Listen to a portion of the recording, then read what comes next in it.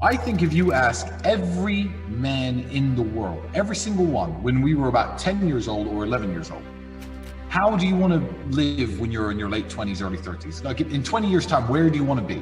They'd all say the same thing. They'd say, I want a giant house. I want lots of pretty women. I want to drive around in fast cars. That's what they would say. Now, I find a lot of men in the positions of a lot of men who attack people like me for living my lifestyle. I find their position wholly dishonest because they've had the dream that they did have as a young boy. Every single young boy had the exact same dream. They've had this dream beaten out of them by bad relationships, lack of ambition, working their crappy job, getting fat, whatever it is they've done in their life that has shrunk the possibility of this dream happening for them.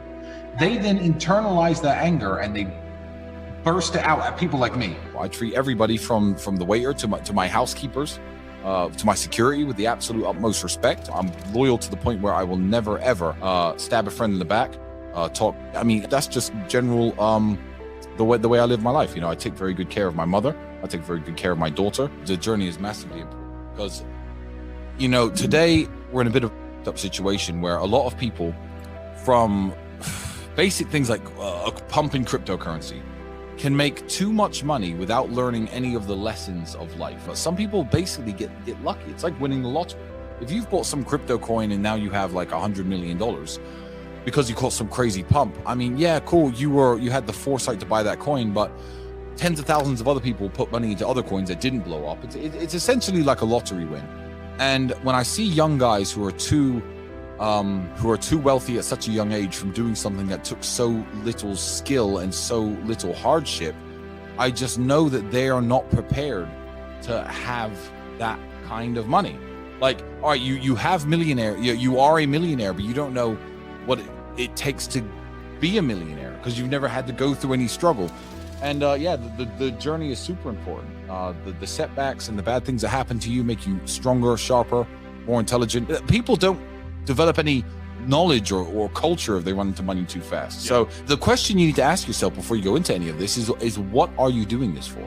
What are you doing this for? Are you doing it to make yourself happy? Because that's the way you should be living your life. You are number one, and you should be, living a life that you find fulfilling and you find enjoyable. I've lost everybody I needed to lose over the last 10 years. I've lost them all already. When I was on my way up, I lost all the people who, I needed to shake off anyway. All the friends who were hangers on, all the people who weren't really happy for me when I did well. So my friendship circle, my friendship group has always been very strong.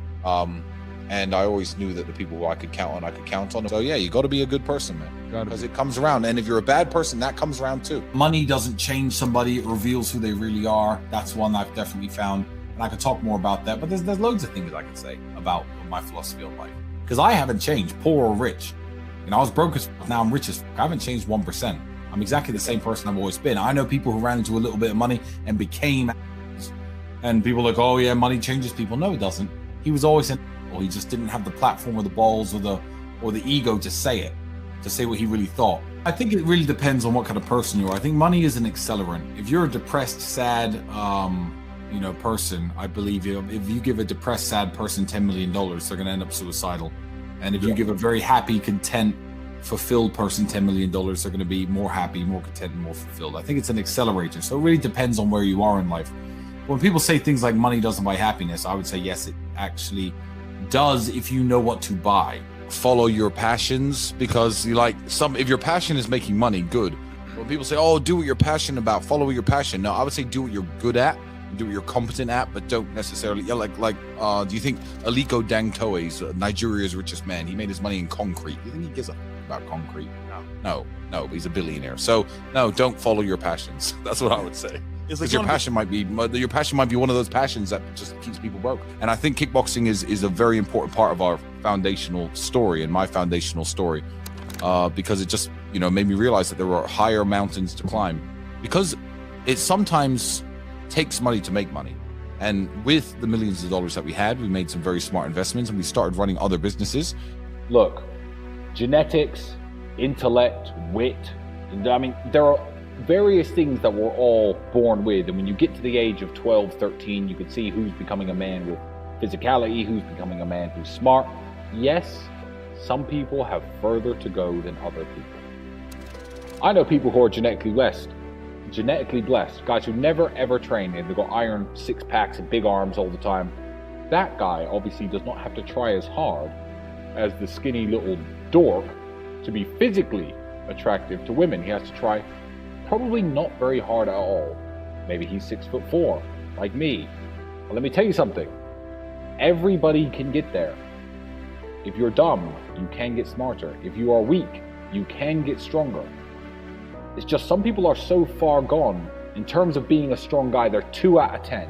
Now, instead of realizing that they need to work in the gym 3 hours a day, every day for 5 years to be a physically imposing man, they think, oh, well, I haven't got the genetics, I give up. So yeah, you can actually turn a geek into a stud. How can I make money? How do I make a millionaire? What are the secrets to success? There is no secret to success. I have the secret to my success.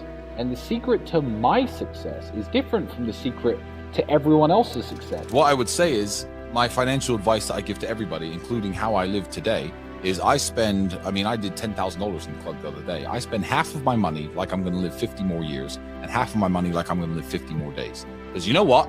I might only live 50 more days. You don't know. No one knows. And life is very, very short. So I think if you put all your money in the bank, saving for a rainy day, you might just die with millions of dollars in the bank. Never ever having been that guy who, had a Ferrari or had a Lamborghini, even though you've had the money.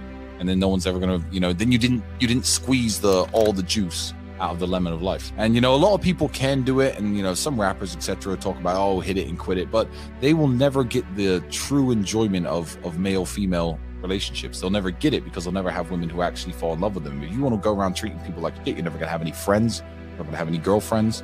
Everyone's going to be out to use you, and what goes around comes around. So yeah, be nice. I say it all the time. The money to live this lifestyle is very, very important. I went through a phase when I was completely flat broke, but I was a kickboxer. I was working hard. I was staying focused in a very bad town where a lot of people were very bad people. And that was a different era. That era is over. That era is completely over. What's happened is where 14 years ago, it was possible to meet a girlfriend, date a girl who was pretty, and she didn't have access to all the millionaires in the world. If there was a pretty girl from Luton Town, Instagram, exactly. Whereas nowadays, if you're a young man, you're 17, 18, 19, you got to get your money game right. And you have to have a lifestyle that is at least interesting to women, because the same woman that you would have taken out 20 years ago that you would have had access to, maybe you go to university with her, maybe you just finished high school with her, she's now being hit up by people like me. And who she's going to choose. So yeah, making the money and getting your finances right is super, super important to living a life. But I paint this picture on purpose because that way I find that when people judge you, just like they judge you or any of your friends or anyone they're not really judging you. They're judging this character that you've created for the world to see. So they can take their opinion, and do whatever they want with it. But it doesn't resonate anymore. Human beings, we're social animals at the end of the day. No one is truly happy we lock people in little rooms by themselves as punishment, and there's a reason that's a punishment and not a reward. It's we are social creatures. Yeah, it's very normal to feel like you need somebody around you, and it's very normal to feel that way when you're single.